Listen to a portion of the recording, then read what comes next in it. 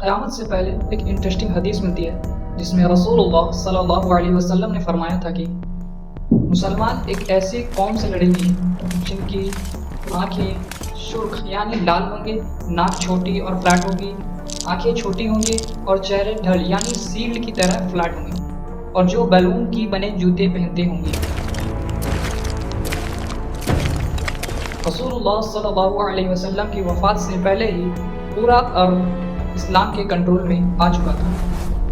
उसके बाद खिलाफत राशिदा के सिर्फ 30 सालों में हज़रत अबू बकर, उमर, उस्मान, अली रज़ियल्लाहु ताला अन्हु के दौर में मुसलमान ने अरब से निकलकर तारीख के सबसे बड़ी एम्पायर में से एक एम्पायर खड़ी कर दी।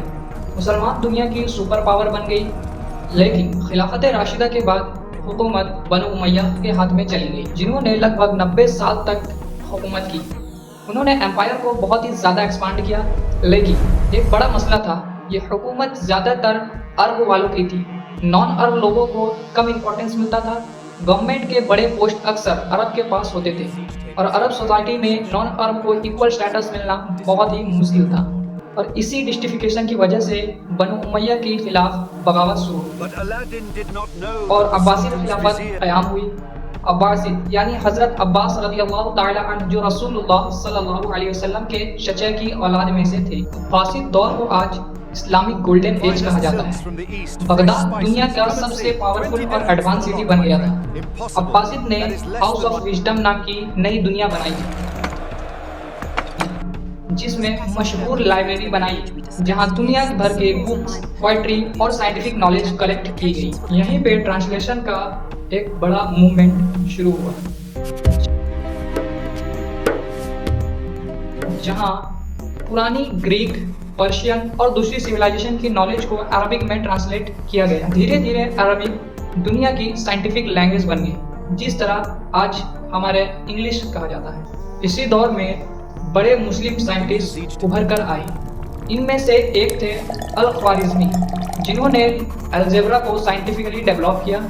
आर्ट और लेक्चर को भी इसी पीरियड में पीक पर था। 1001 नाइट जैसे कलेक्शन इसी ईरा से मशहूर हुई, जिसमें अलाउद्दीन, अली बाबा और सिम्बा जैसे कई शामिल हैं। लेकिन हर बड़ी एम्पायर की तरह अब्बासिड एम्पायर भी धीरे धीरे डिक्लाइन होने लगी। तुर्क्स और सल्जूक फोर्स पावरफुल होते गए, रियल मिलिट्री पावर उनके हाथ में आ गई। खिलाफत सिर्फ नाम के रह गए, एम्पायर टुकड़ों में डिवाइड हो गए और इसी वीकनेस का फायदा उठाकर क्रूसेडर्स ने फलस्तीन और जेरूसलम पर हमला कर दिया।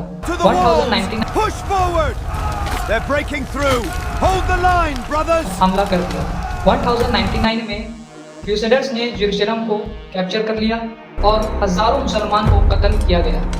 यहाँ क्रूसेडर्स एक दौर था, क्रिश्चियनिटी और इस्लाम के दरमियान एक लंबी जंग हुई थी। कई सालों के बाद एक मुसलमान लीडर उभर कर आया, जिसका नाम सलाउद्दीन अय्यूबी था।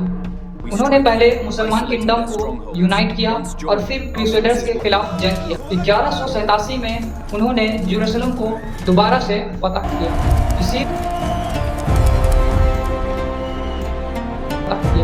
इसी दौर में मंगोलिया में एक और शख्स पैदा हुआ, जिसका नाम था चंगेज़ खान। उन्होंने मंगोल ट्राइब्स को यूनाइट किया और हिस्ट्री की सबसे डिस्ट्रक्टिव एम्पायर में से एक एम्पायर बनाई। मंगोल की एम्पायर डिसिप्लिन और ब्रूटलिटी के लिए मशहूर थी। चंगेज़ खान ने अपनी आर्मी को स्ट्रिक्ट रूल के साथ ऑर्गेनाइज किया। धीरे धीरे मंगोल सेंट्रल एशिया और मुसलमान टेरिटरी की तरफ बढ़ने लगे।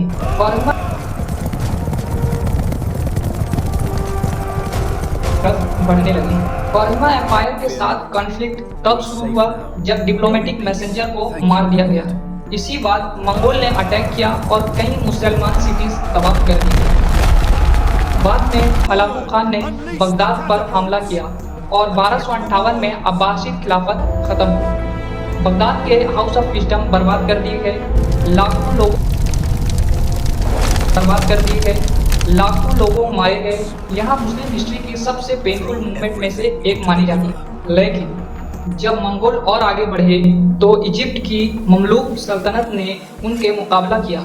1260 में फ़लस्तीन के आयन ज़लूत के मुकाम पर ममलूक ने पहली बार मंगोल को हरा दिया। इस बैटल ने मंगोल एम्पायर को एक्सपेंशन से रोक दिया था। इंटरेस्टिंग बात यह है कि वक्त के साथ कई मंगोल रूलर खुद इस्लाम से मुतासिर हुए और मुस्लिम बन गए। बाद में उन्हीं मंगोल की तैमूर और बाबर जैसे रूलर आए।